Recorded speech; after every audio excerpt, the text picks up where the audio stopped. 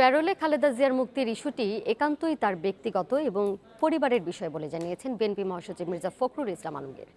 এ নিয়ে দলীয় ফোরামে আলোচনা হয়নি বলেও দাবি করেন তিনি। সকালে ওলামা দলের নতুন আহ্বায়ক কমিটির নেতাদের সাথে নিয়ে বিএনপির প্রতিষ্ঠাতা জিয়াউর রহমানের সমাধিতে শ্রদ্ধা জানানো শেষে মির্জা ফখরুল এসব কথা বলেন। এ সময় তিনি জানান, গণতন্ত্র রক্ষায় নেতাকর্মীদের ঐক্যবদ্ধ থাকতে কারাবন্দী বিএনপি চেয়ারপারসন আহ্বান জানিয়েছেন। খালেদা জিয়ার মুক্তি আন্দোলন প্রসঙ্গে বিএনপি মহাসচিব বলেন, আন্দোলনের বিভিন্ন কৌশল থাকে, শুধু হরতাল অবরোধী আন্দোলন নয়।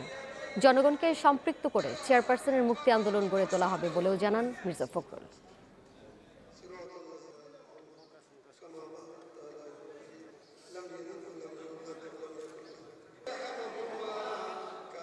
প্যারোল একটা বিষয় যেটা আমাদের দলের বিষয় নয়, এটা দেশনেত্রী বেগম খালেদা জিয়া যিনি অসুস্থ তার একটা বিষয়, তার পরিবারের বিষয়।